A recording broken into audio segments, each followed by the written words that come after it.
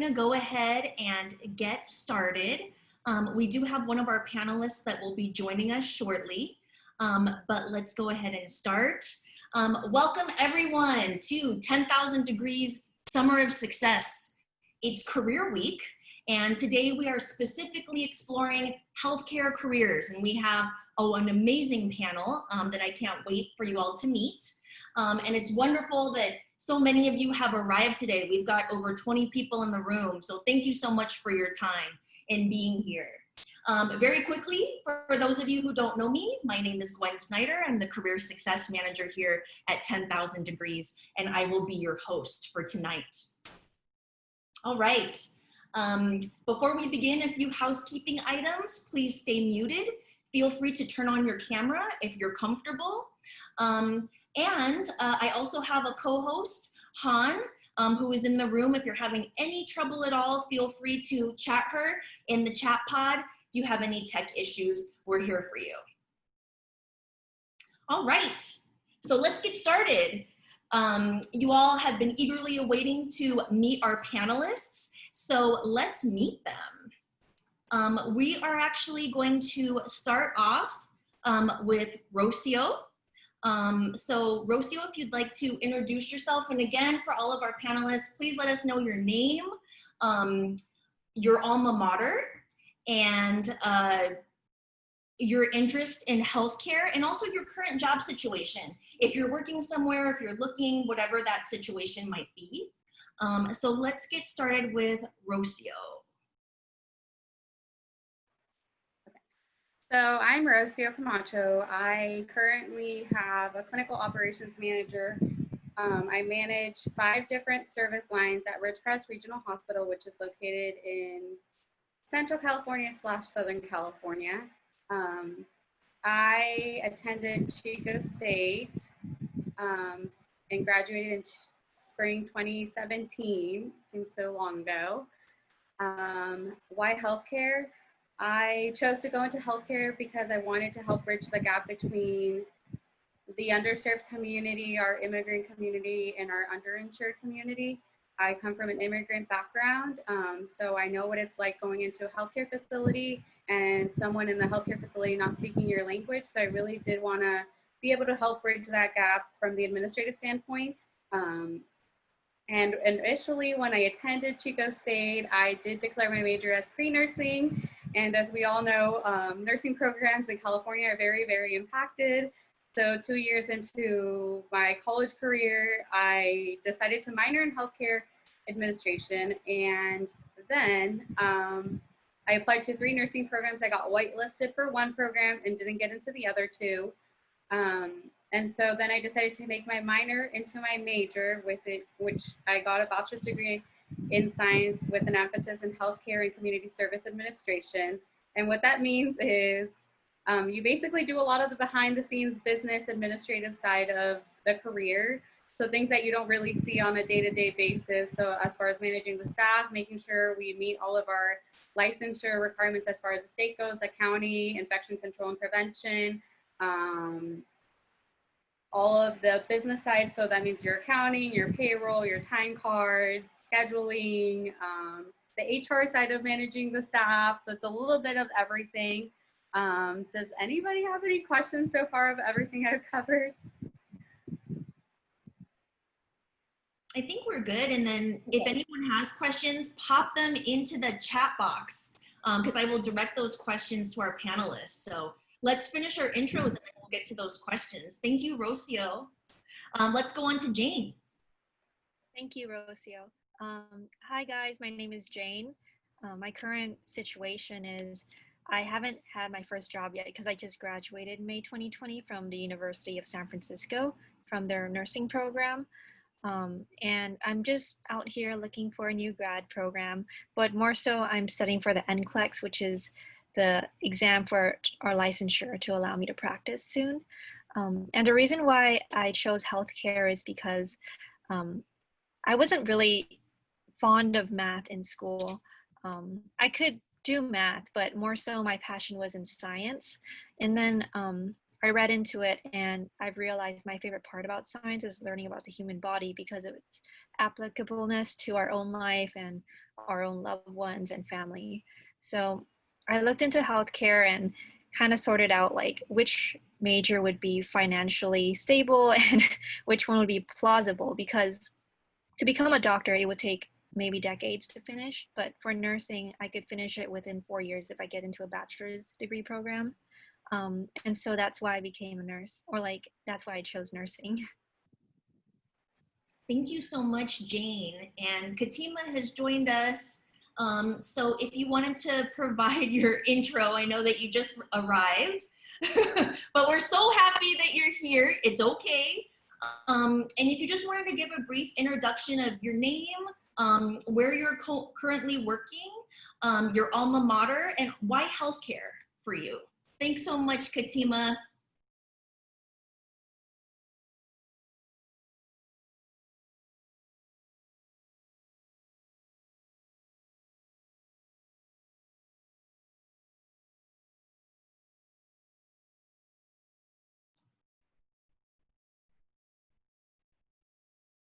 Oh, Katima, we can't hear you.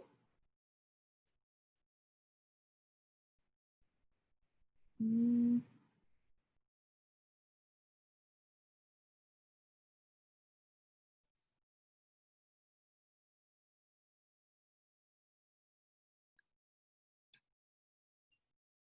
Is there an option for her to join audio? Yeah, looks like everything should be working. Katima, do you want to try again and see if we can hear you?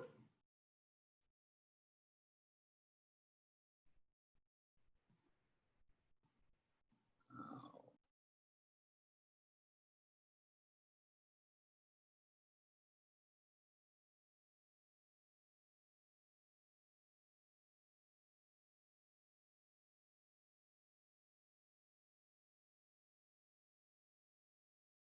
Okay, let's do another introduction and then hopefully we'll get Kitty set up with audio. So let's go on to Tom. Hi, everybody. I'm Ben. I graduated from UC Davis with cell biology last year. And currently, I'm working at RAPS Therapeutic, which is in South San Francisco, as a research associate. And then this year, I also applied to medical school, and I'm waiting for them to hear back, hopefully, finger crossed. Why healthcare? Probably the same as Rocio, coming from immigrant backgrounds, like trying to help like people around me and people in my community, trying to break down some of those barriers that I have faced in my life. So yeah, that's probably the summary of it. Yeah. Okay, great. And we'll go on to Emil. Hi, thanks, Gwen. Okay, so my name is Emil Delbario. I graduated from UC Davis, so I'm an alumni there. I majored in managerial economics with the intent of going into healthcare administration. I started working healthcare administration and realized I didn't want to do it. So right now I applied to a position with UC Berkeley Optometry, and I got into patient services over here. And then in turn, I started working with the surgery department here in refractive surgery. So I get to help out and I get to set up like sterile fields, make sure the operating room is clean, etc. And then I also handle a lot of the administrative side for the refractive surgery center. And I think it's really cool that I get to do that sort of stuff, but it's not really a thing that I wanted to do, considering refractive surgery is an elective surgery. It's something that people choose to do rather than it's more convenient. And it's like, if you have the extra dollars to spare, it's like $6,000 for both eyes if you do this here. And that's cool. And I love making sure that people are able to see, being able to help out. That's a great experience. But I did track and field in high school, and I continued. There's a lot of things I learned from that. It was like preventative health, like healthy lifestyle, etc. And those are the things that I realized that when I graduated, I didn't actually want to do any of the administrative stuff. So I thought, I wanted to work with patients, and I get to do that here, which is great. But the thing is like I'm not doing the preventative health thing that I like to do because there's so many resources that we spend on. From my econ background, there is so much money we spend into healthcare for things that are otherwise preventable. There's a million cases of like macular degeneration here. People who come in because they had really high blood pressure, and then they can't see as well because the high blood pressure affecting their vision. It like cuts off circulation to their eye or something like that that causes them to have what's it called, loss of vision in their eyes. And it's like, wow, we could have prevented that if we just gave them the right regimen of like what's called blood pressure pills or something. And that's why I kind of wanted to get into this because I'm like, there's a lot we could do, and we wouldn't have to keep people ultimately a million times healthier if they did these certain things, and then they wouldn't have to come in the hospital for things that are otherwise preventable. And then we can start seeing things, spending resources and delegating things to things that kind of are otherwise unpreventable. Like nobody chooses to get cancer, nobody chooses to have a pre-existing condition. We want to spend resources on those things as much as possible. And that's why I got into this. Wonderful. Thank you so much. I don't think we have audio yet, right, Katima, for you? Or should we try? No, we can't hear her. Okay, so we'll work on those tech issues. Let's continue on while we're making sure that Katima has audio. But I would love for Jane to get our panel started. Jane just recently graduated. She was also on my caseload when I had a caseload, so I have to pick on her. Please get us started with a topic or a question for the panel. And also for those of you who are participating, please feel free to put your questions or comments in the chat. Take it away, Jane.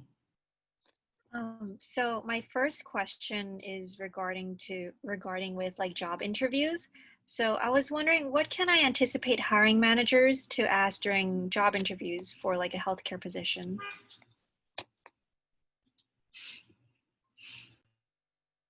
So I personally hire nurses and providers. So I have RNs, LVNs, MAs, MDs, DDS, and then Ps and PAs in my clinics. And one thing that I think most candidates struggle with answering on the spot is, what is your biggest weakness? And then what is your biggest strength? And I always like to ask, tell me about a time where you've had a problem with a colleague or a patient that you've had to deal with, and how did you deal with it? Walk me through the process that you've gone through to solve that problem or mitigate and find a solution. And how do you de-escalate situations? I think it's always interesting to hear people, and when you ask them what their biggest weakness is, you're supposed to turn it into something positive where, I'm a neat freak, or you don't want to be way too honest and say like, well, I happen to miss my alarm and I don't show up to work on time. Well, I'm sorry, but that doesn't show that you're reliable enough to offer you a job position. And people do say that sometimes, but and sometimes that makes you not qualified for the job. So. In terms of such questions like how to de-escalate situations, would hiring managers be open to hearing about student experiences with like nursing faculty, or does it have to be strictly between nurse and patient roles? Obviously, when you're graduating out of school, like maybe in your rotations, you had someone you had to deal with who was maybe not the most compliant patient. And how did you get that patient to come around and listen to what you're saying? And I always tell, like at work, like I always tell patients or my staff, explain the why to the patient. Like, why is this important that they should listen to you, and why should they do it? What kind of ripple effects does it have in their health or in their life? And that'll connect them to the big picture of why you're trying to get them to understand something. I feel like when you explain the why and the bigger picture, sometimes they come around and accept it. And sometimes, they just want to listen in ear. So I like to, obviously, if you're just graduating out of school, you may not have all of those experiences, but try to think about something Even like in college classes when you have to work in groups and not everyone carries their weight in the team, you know, how did you deal with that? I tended to be the person who just picked up the slack from the other students, and maybe you're that kind of person too. Thank you.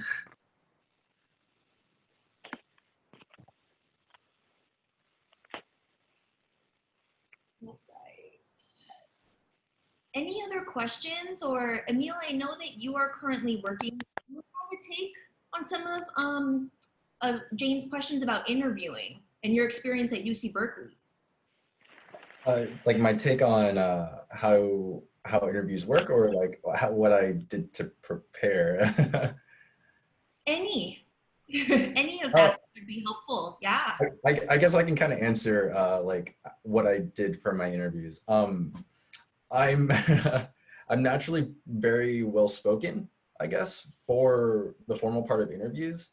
And I kind of figure, after talking to some people at 10,000 Degrees and some people who, or even my supervisors here, about how they make hiring decisions, uh, I think for the most part, hiring managers kind of just want to know that you're a competent human being. They want to make sure that you know how to handle multitasking, or you know how to handle a certain situation in compliance to certain things that could get the clinic in trouble, or something like that around liabilities, or uh, along those lines. They want to make sure you're a competent human being. So when they ask you questions about like, what would you do? For example, Rocio said, what's your greatest strength? Or what's your greatest weakness? That's what I meant. Over here, I told my supervisor in mostly every single interview that I ever answered is like, what did I say? I say like, I give in too much, or I'm always too nice, and I never say no.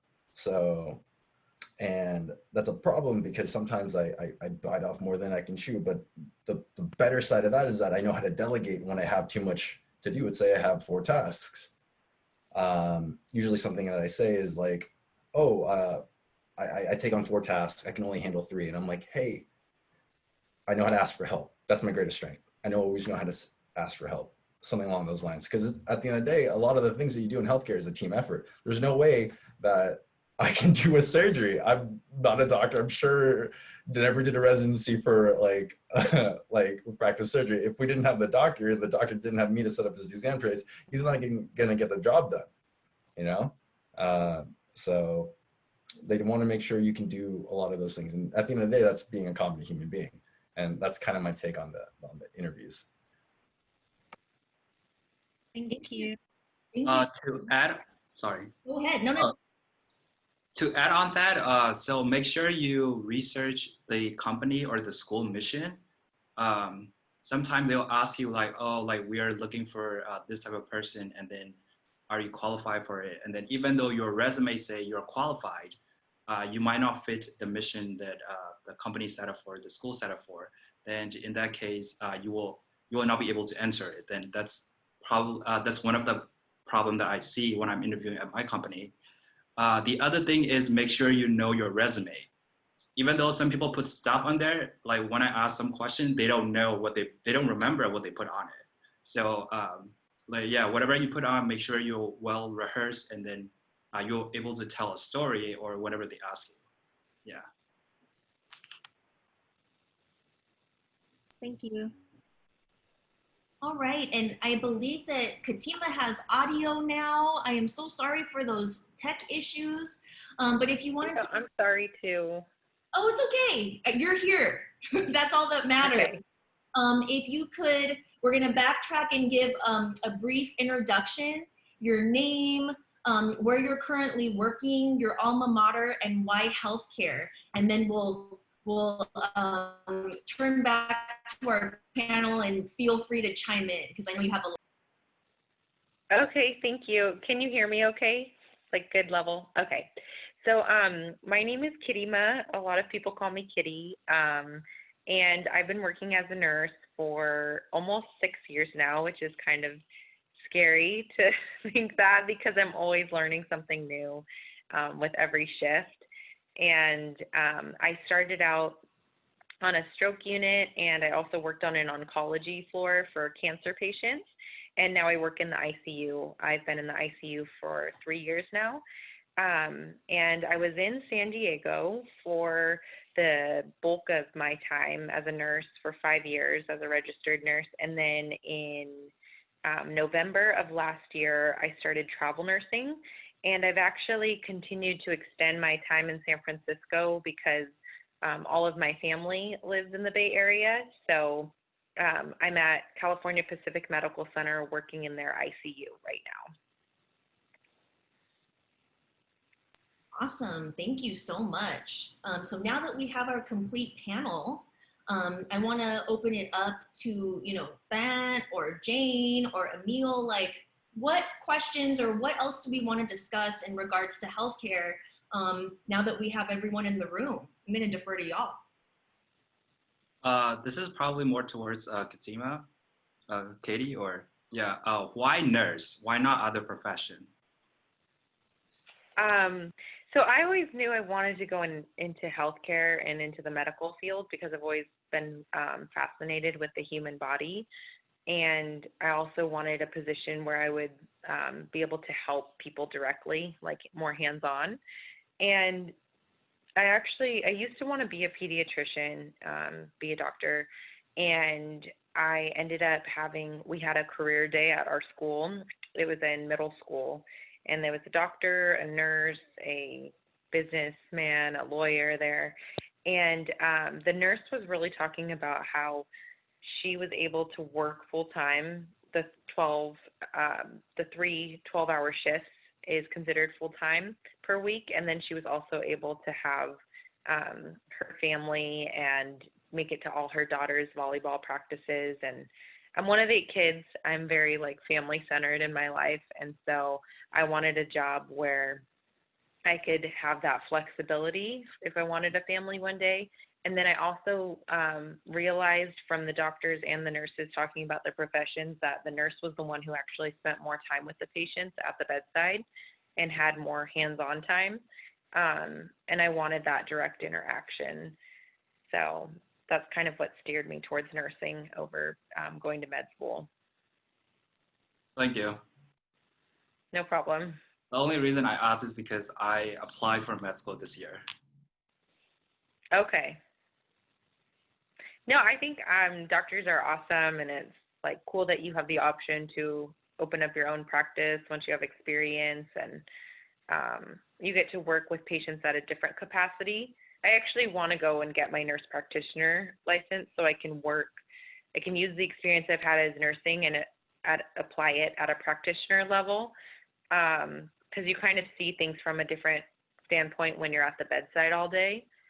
But yeah, I think the whole family life and wanting to have a family of my own one day was a big factor for me, because our mom was a stay-at-home mom, and there were a lot of siblings. Thank you. All right. So we have a question from Carla. And I was wondering, Carla, if you could actually turn on your mic, because I want to make sure that we're getting your question correct about benefits in healthcare. And if you could just say more so that our panelists could address that.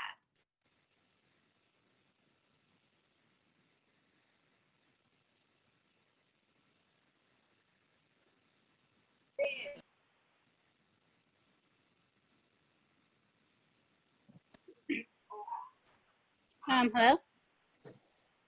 Yep, we can hear you. Go ahead. Oh, okay. So what's the major, do you guys get any benefits when you join healthcare?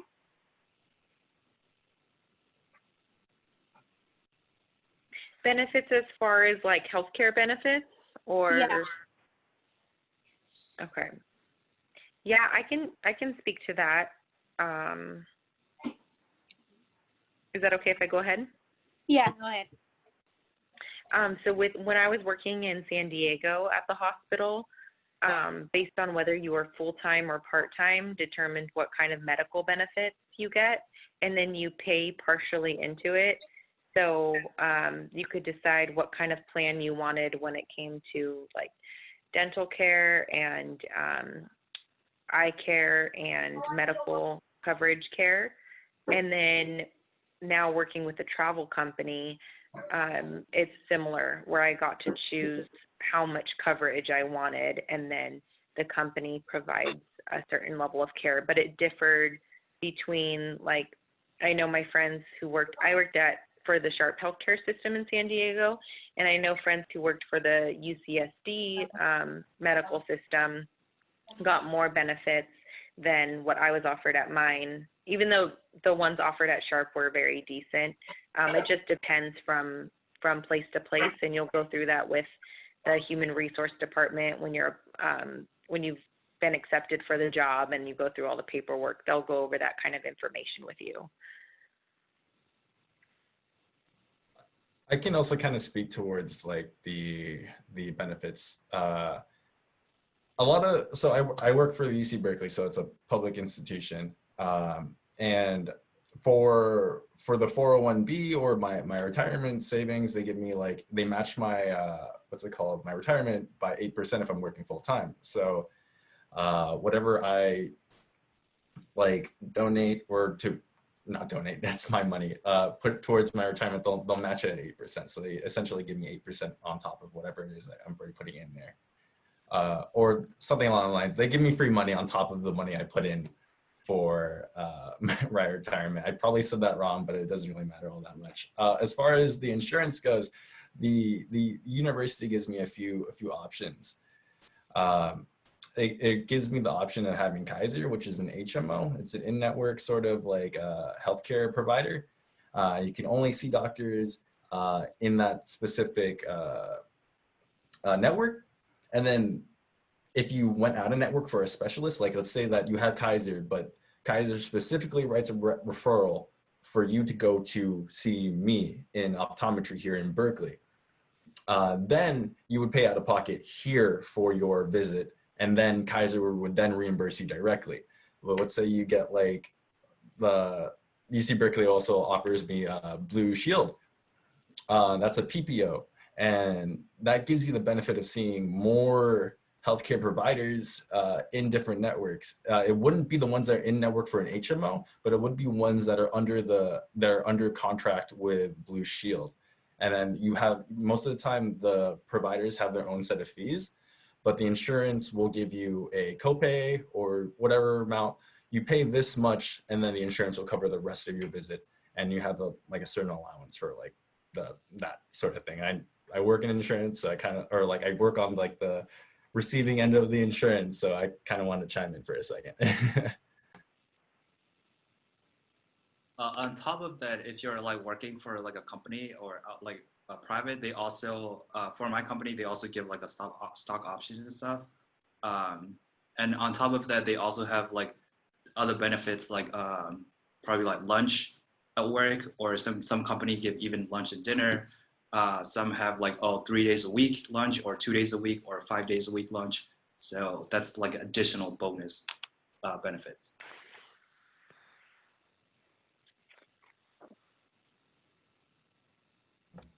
For my job, they offer dental, vision, medical health insurance, and then they match us up to 4%. So if you contribute $20, they'll match you up to 4% of the $20. And then the organization I work for gives us 8.7 hours per pay period of PTO. So that means you have to use it for your holiday, your vacation, and your sick days. It's a high pool. So as a manager, I am salary, so I can work a half a day and not have to use my PTO. I can save it.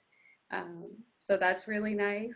So I get around a month and a half per year off. And then if you figure things out and calculate things out, you can get up to 2 months. With COVID, I think I have accrued over 200 PTO hours because you can't really go anywhere. Thank you. And Emil, you had a long question. Go for it. So this is a question kind of for, I guess, anybody who got upper division or is planning on getting upper division healthcare, like a master's program in or a doctoral program for medicine or something like that. How, I guess, if you've done it or you're in your bachelor's or finished your bachelor's, how often is it that you see people with who've served in the military and healthcare oriented fields? How often do you see them coming back for at a later age or something like that, using their experience in the military and healthcare to like continue their education? How often is that something that you see? Because for me, I was planning, one of the options that I have in my track to becoming, I want to become a PA, is like, I was thinking about getting my medical experience as a hospital corpsman slash whatever medic sort of thing in the military, get my GI Bill, pay for school, but I'd be like 30. So I'm just wondering how many people, what's it called, usually, how often is it that you see someone going back for like a nursing degree, their bachelor's, or like an FNP bridge program or a PA program in a later age? So at my hospital, I manage our NHSC program. What is NHSC? It stands for National Health Service Corps, and it's for RNs, any mental health professional, so LCSWs, LMFTs, psychiatrists, which are really short in the whole entire nation, NPs, PAs, and MDs and DDSs. So that's what it covers. And what NHSC is, it's a government-funded loan repayment program. So that means you can apply to it while you're in school and you're attending, let's say, your PA program, and you apply for it and they pay for your tuition in full, and then they give you a monthly stipend allowance for you to live off of. And then in return, what you do for the government is you commit, depends which program you do. So if you do a PA, I believe it's 3-year commitment into a rural community. So I'm in a rural community and we participate in that loan repayment program. And what it does for us as an employer, that means we get new grads from medical school or from RN school or NP or PA programs. We have dentists too, and we have also had mental health professionals. So they commit 3 years to us, and in return, the government obviously either paid their way through school or they did a loan repayment. So they took out loans through school, and at the end of the program, they applied for it. And then in return, they get, let's say, up to $50,000 for a mental health professional per year, up to a maximum of 3 years. For dentists, I believe 50,000 if you do a postgraduate per year for a maximum of 5 years. And as long as you continue to have loans, it will decrease after the 4 years. They will still give you more money, but that means you have to have a longer commitment. As far as military, I do live in a military town. We do have a military base. It is a naval base, but it's more experimental and development than actually them doing anything because they're so far away from the water. If they want to do any training, they have to drive down to San Diego. And I have seen one NP who went and was in the military, and she did it at an older age. So she practiced as an RN for a very long time and then went into the military and got the GI Bill, and they paid for her NP program. And that's the only person that I've seen where they've been military, active military, and then they came back. And she actually is in Virginia.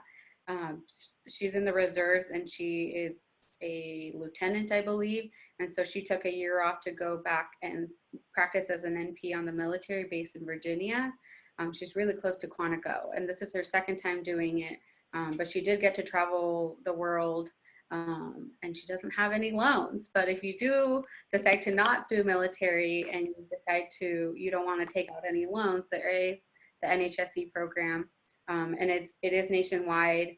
And not every healthcare facility is rural. So for example, Bakersfield is more of a metropolitan area near me, and so is LA, and there's facilities in those areas that qualify for this. It's just more competitive to get a placement there.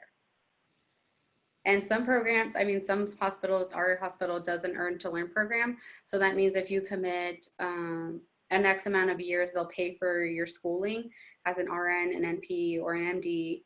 You just have to commit to come back to the community after you're done with school. So there are a lot of organizations that do things like that. But NHSE is something you definitely should look at because it is a very nice loan repayment program.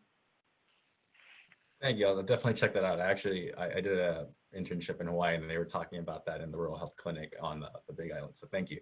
And that's what I do. So I manage 5 rural health clinics, and actually I helped a rural health clinic in Hawaii to set up their facility. So anyways, it is, sometimes people get scared that you're going to be stuck in somewhere in the middle of nowhere, and Ridgecrest is kind of in the middle of nowhere. But we have had lots of new grads come here. And we are 2.5 hours away from everything. So it's interesting when people come and visit the site and they're surprised on how tiny this town is. But it is very outdoorsy, an outdoorsy town. So, I mean, we have had, I think last year we had 3 new MDs on board right after they took their boards, got licensed, and then joined us here in California. And they've all come from out of state. Nobody has been local except for the dentists. The dentists have all been from USC, and we've had 3 NHSC grads. That's how we've recruited at our organization. So that means higher compensation in more rural areas, something to take into consideration. Thank you. Thank you very much. Anyone else want to chime in? All right, let's move on to math. One of our participants, Val, has a question about how important is math when going into healthcare careers? So for your current roles, what part does that play? And also for getting into your roles too. I can speak to that with nursing. So I remember in nursing school, they weren't my favorite. We had to do these formulas. I know which ones you're referring to, where you have to convert it from mLs per hour for a patient that is, 100 kilograms and needs X amount of dose in micrograms. So the thing is that most IV pumps, actually all IV pumps that I've worked with, I've only worked in 2 different hospitals between here and San Diego, but they've all had the same standardized pre-programmed pump, and it calculates the formulas for you, but it is good to know, the simple math for some medications that we give in smaller doses. You have to know like the patient's weight and how many mLs, or let's say it's a 5 ml dose. It's way more simple than what they give you in nursing school. I'll just say that to give you some peace of mind. But it would be like this vial, there's 5 milligrams in a 5 ml syringe, and the patient's dose is 2.5. So then you would give 2.5 mLs. So it's much more simple than the conversions where it's like a multi-layered formula where you're looking for the X amount of milligrams. So having said that, when it does come to a couple more complicated medications that maybe you won't see as often, the pharmacist becomes your really close friend, and every hospital has a pharmacist, and they're always ready and willing to help you with maybe a more complex dose. But that's more of an anomaly or more the rare case than the common one. So it wasn't my strongest suit, and now I work in the ICU with pretty complicated medications and patients, and I've even had health modules where we have to go and retrain through some of our math or some of our policies and things like that come up every year. And there's still a couple that stump me even after having passed nursing school, being a good student, and being a nurse for 6 years. So don't let that freak you out. For research, just like Kitty said, like there are some conversion that you have to do, and then some dilution that you have to do because there are some enzyme concentration, substrate concentration. You have to like dilute it down to get to the right concentration. For that, you don't need complex math. You just need a calculator. Just punch it in. There are some formula you have to do, but those are like scientist level. Like when you're doing like PhD and stuff, like they will teach you pretty sure they'll teach you in the PhD programs and stuff. But for my level, you don't have to do that much math at all. Like as long as you know adding, subtracting, like diluting, trying to find the right concentration, that you're fine pretty much. Yeah.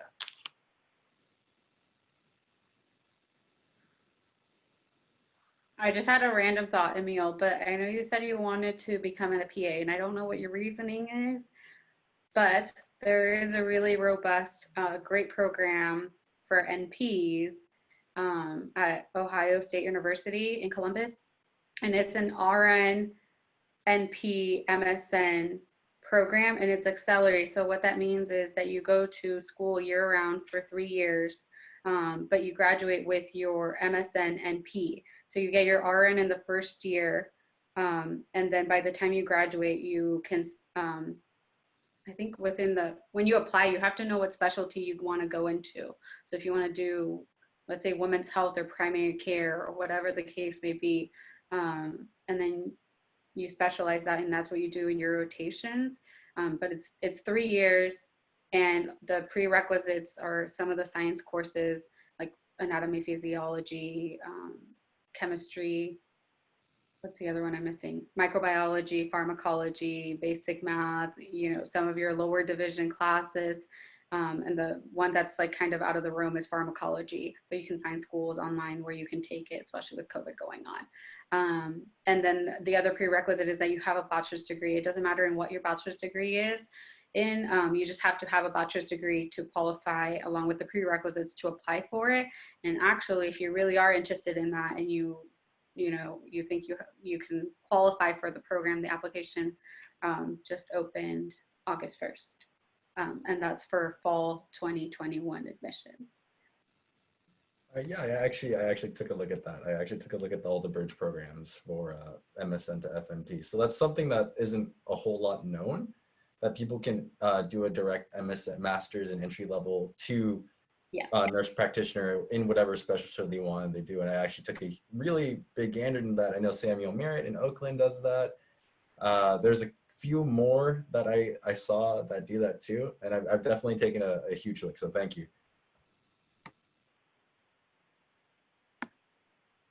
All right, so we have another question about any healthcare fields that you all know of, or maybe departments where you all work, where you don't have to interact with folks so much, with actual people. What are your thoughts on that?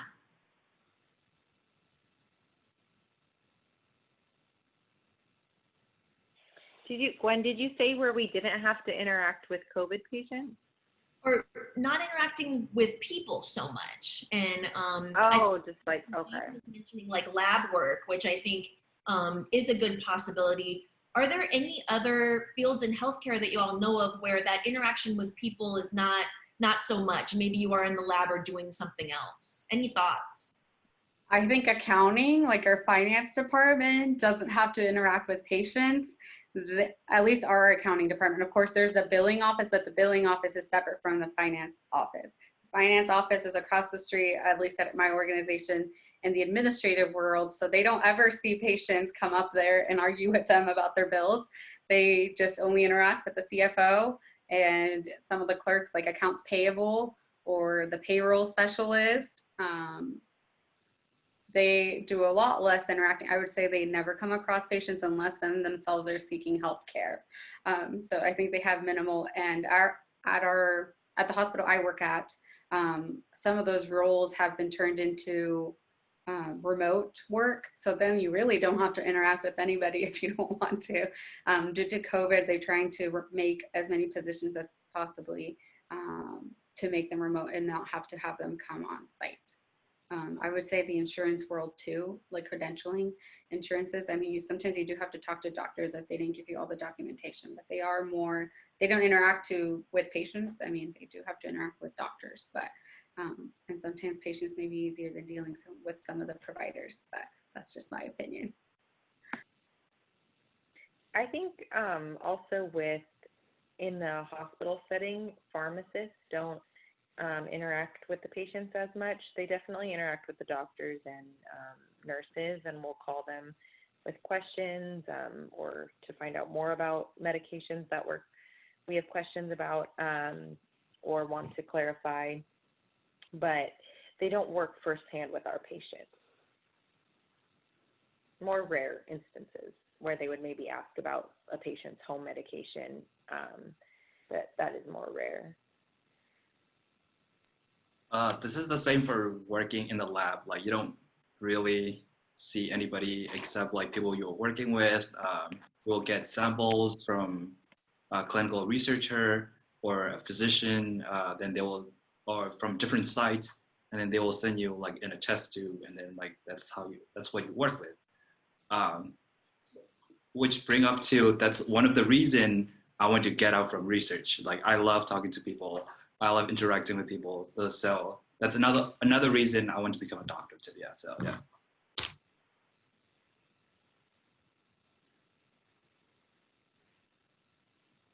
All right, we have some specific RN questions here. The first one being, do you have to be would you have to first be an RN to be a nurse practitioner? And then there is a follow-up here. What is the path like to become an RN school-wise, such as going to college, after high school and nursing school, etc.? So Katima, I'm gonna give you first stab at both. Yeah, no problem. So for the first question, I know of a couple of people. I haven't looked into the programs myself because I went straight to school to become a registered nurse. I went through the 4-year program for the bachelor's degree, but I have heard of programs where you can go straight to, I believe the other panelist, I'm sorry, I forgot your name. You were mentioning that you could go straight to like a 3-year accelerated program where you do RN and get your MSN and get your NP. So I know those exist, but I haven't, I don't know of the specific programs that offer that. And then also, as far as becoming a nurse, there's a couple different pathways that you can go. Right now, I would say what makes you a more competitive applicant when you're applying for a nursing job out of school is if you have a BSN over an associate's degree. They are starting to look at that, and some places won't even look at an associate's degree, unfortunately. The program I did was 4 years, and the first year was prerequisites like anatomy and physiology, microbiology, chemistry, and then the next 3 years I did clinicals where I went through all different types of settings from psychiatric nursing to,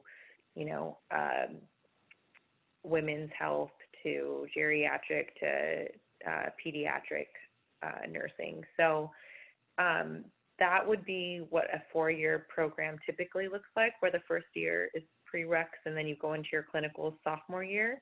And then there's some programs though through community colleges that I've heard about, and I'm not as clear on the details of that because that's not the one I did, but I know friends who have gone through, they've done all their prereqs at a community college, and then I think like Santa Rosa JC offers a nursing program, and I believe College of Marin does too, but I don't know if it's lottery based or how that works.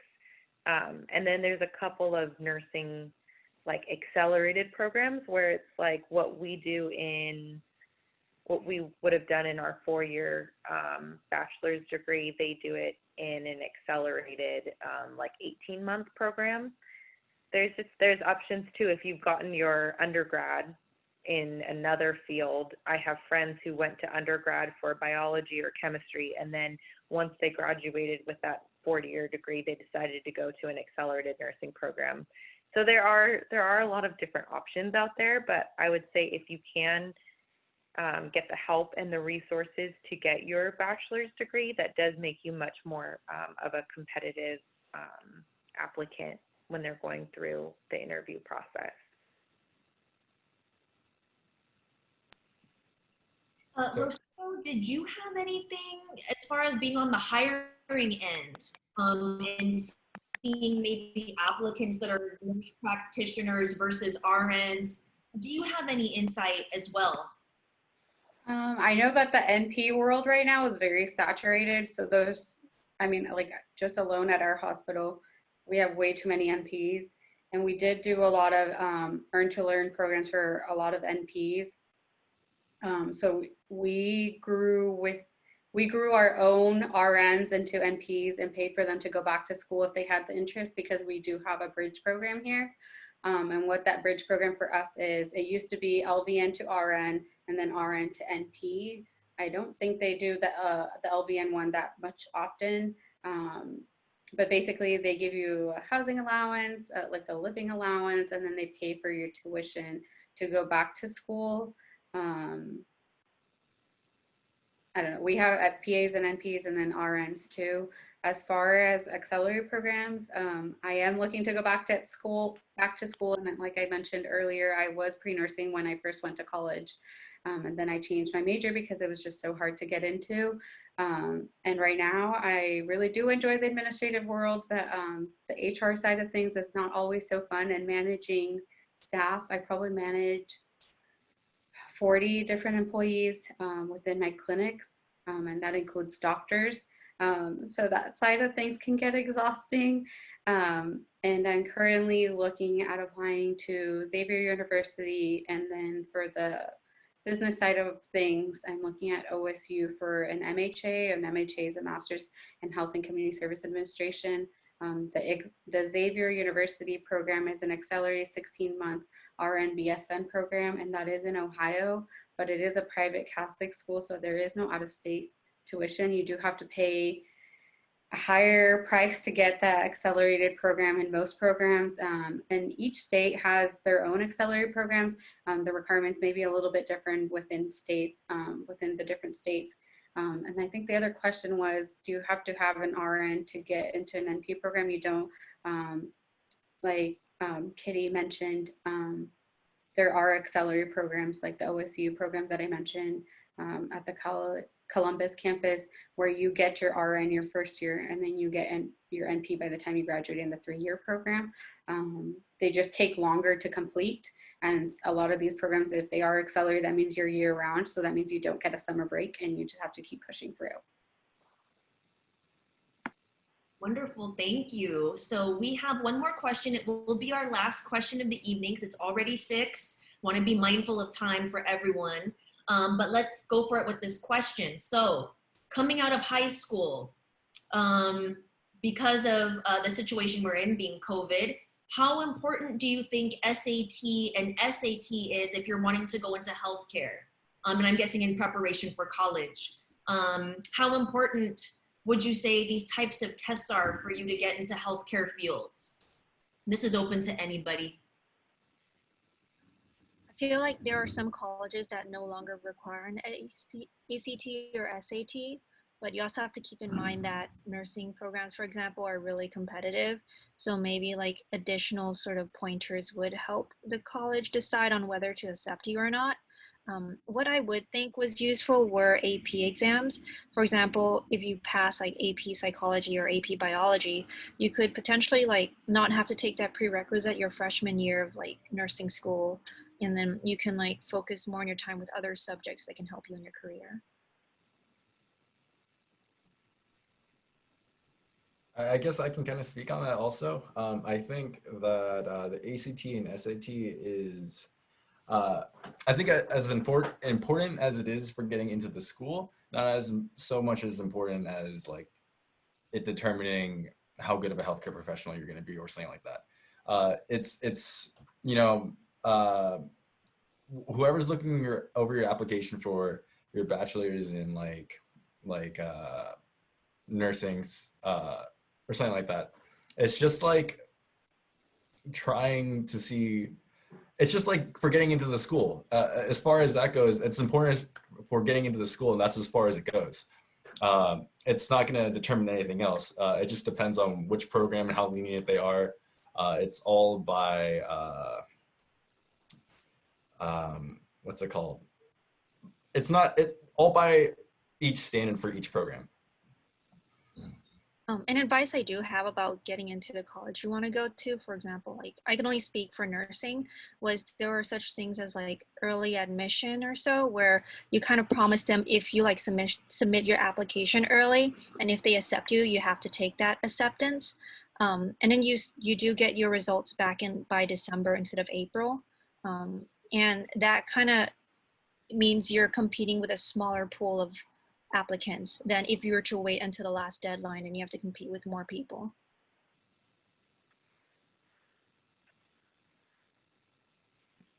At least from when I took the SAT and the ACTs back in 2011, 2012 to go to college, the SATs and the ACT scores did matter for placement as far as your English and your math.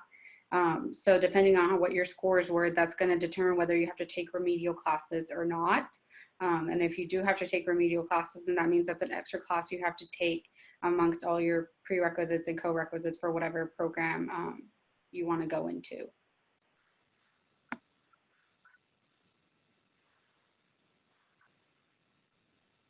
I think for me, the SAT and I actually only took the SAT. I didn't take the ACT, but the score that I got together with with my GPA from high school, both of those helped me to get my academic scholarship that I got at my school. But as far as the actual impact on healthcare, it wasn't like the information from the SAT score it was like never talked about again. It was only, it was helpful though with getting the academic scholarship that I got to get into university, and then I had to keep a certain GPA to maintain that all 4 years.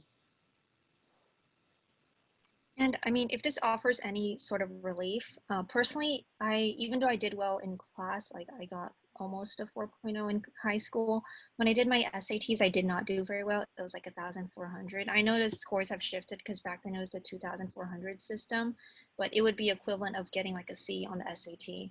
And I had to do like the tutor course, and I brought it up maximum like 1,800, which wasn't as good as my peers. Yet I still got into nursing school. So I think extracurriculars do help. And also your AP exams and whatnot. Mm-hmm. Cool. I think I was gonna say, as far as like the whole education goes, like for getting into like a higher level advanced practice sort of program, the ACT or SAT isn't really like the end all be all sort of thing. Like for me, I already have my bachelor's in something else, and so the two routes I was thinking of was like, okay, yeah, I'm gonna join the military, woo. And then the other route was like going back to school immediately and doing my career change, what's it called, post-bac. And the route that I kind of chose for that was like, hey, I'll just take my prerequisites and then I'll apply to the master's program that I want to get into, or the doctoral program or whatever. It's not the end all be all. There's definitely a million routes, and SAT and ACT is just determinant of, I guess, how well you are at taking tests. And it's not really determinant of anything else other than that. For PhD and med school, I don't think they even look at ACT and SAT at all. They have their own tests to take, and then GPA is very important in both PhD and MD programs. So, and then for MD, you have to take MCAT, and then PhD, I think GRE. So those are the two tests you have to take additionally after college. So SAT and ACT, they're just like, yeah, nothing. They don't even look at it.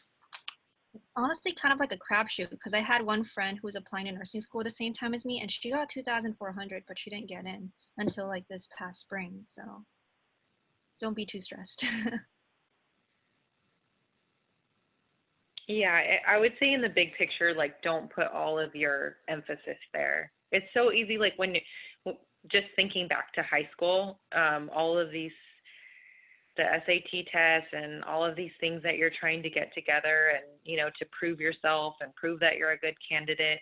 I would say there is a heavier emphasis on the GPA, and just to, I don't know, like, it's try to calm yourself, because it's so easy to get so stressed on multiple ends, especially right now given our situation in the world. So just in general, I know for some friends going back to school and going to higher level education, like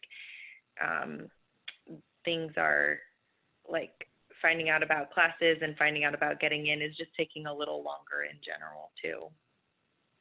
So I guess I'm saying everyone take a deep breath.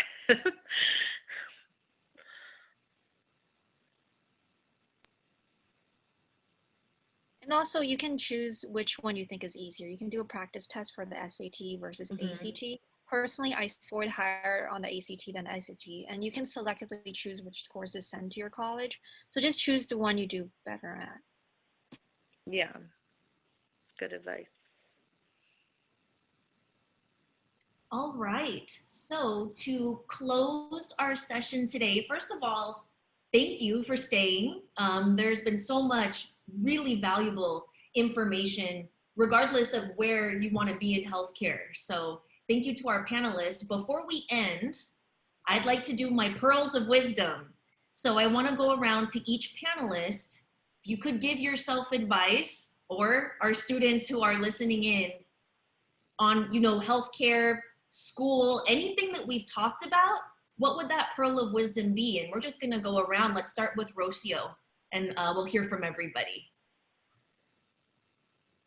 When you're picking a career, picking a degree, make sure that you pick something that you think you will have a great job outlook on, because I had classmates and friends who majored in psychology, and if you don't go to grad school, there's limitations on what you can do. So try to find something you're passionate about, but maybe do some research on what are job postings that are available for something that you get what your degree is in, and then that way you can see what the job outlook is when you graduate. And what is the salary that you're going to be making once you do graduate? Those are things to take into consideration when you are picking a major.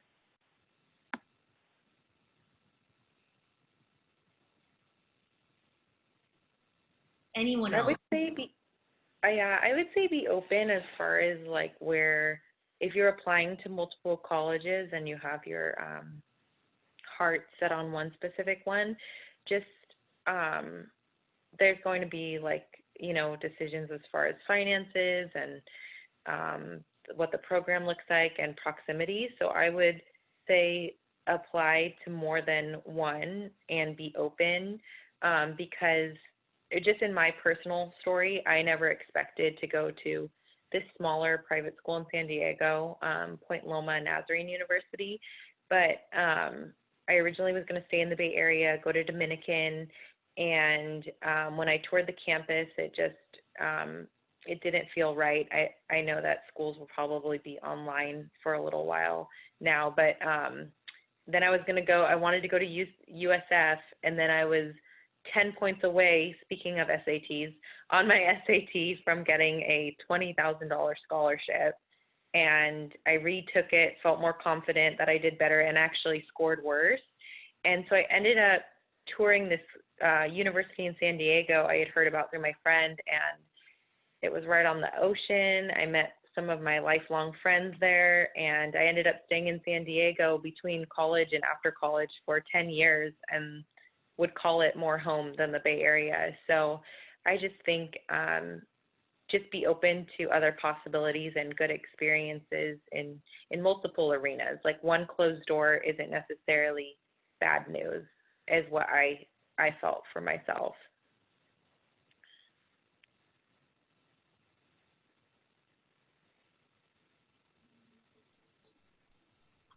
For me, I would say don't give up on whatever you want to do.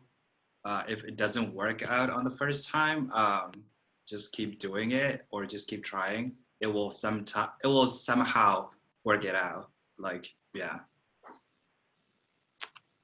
That's good. If anyone is thinking about entering nursing school and worried about its difficulty level, I would say like things do pop up during school. For example, like personal problems, like family emergencies or personal relationship issues. So my advice was, what got me through those things was studying every single day. And I know it sounds like cheesy, but if you just have 2 or 3 hours aside to study every single day about what the professor just taught you the day of, when emergencies come in a way, you can go 2 days without studying and you'll do fine on the exam. Because in nursing school, I realized there was an exam at least like once a week or maybe once every 2 weeks. So it's nice to keep yourself on your feet. Yeah. So I would second that with nursing school. Definitely like going over the teacher's lectures daily, like saved my butt in the long run and also saved it for final exams and when it came to NCLEX, just like your brain absorbs it differently when you're going over it and it's fresh and you'll thank yourself. Yeah, and I guess I'd just say like, if you're in your undergrad or you're transferring into your undergrad, it's really easy to neglect yourself. So I'd say number one thing, just take care of yourself. I think there's a lot of things that I could have avoided if I just had been better on top of taking care of my health all the way around, from what's it called, from my physical all the way to my mental, all the way to like just what my schedule was on the daily. And definitely know your resources, because I think one of the biggest things that saved me in college was that, like, hey, it's probably a good idea to go see the school counselor or see a psychologist. And then I swear it doesn't mean like you're crazy or nothing. It just means that like you just want to talk to someone. Sometimes you don't really have someone to talk to, and then that's about taking care of yourself at the end of it. Like knowing your resources, knowing what you can get help for, and then a lot of those things is just, your grades don't really mean you're dumb. If you get a bad grade, it means that you just weren't there because you just needed to talk to someone or something like that. Taking care of your head, taking care of your body, taking care of your mind, making sure you have time for yourself, and then on top of that, like, or not really on top of that, but kind of like mixing in the middle is just like you can get your work done. Taking care of yourself is part of getting the work done. And I think that's probably one of the biggest lessons I learned during my undergrad and after. Thank you to all of our amazing panelists on behalf of 10,000 Degrees. And thanks to those students in 10,000 Degrees community that stuck with us. There's still 10 of you in the room. So thank you for being here. We appreciate it. If you have friends that would be interested in this, this is recorded and we will be posting it later. And this concludes our session. Thank you so much. If our panelists can stay on for just 5 more minutes, but everyone else, thank you for your time. We appreciate it, and good night.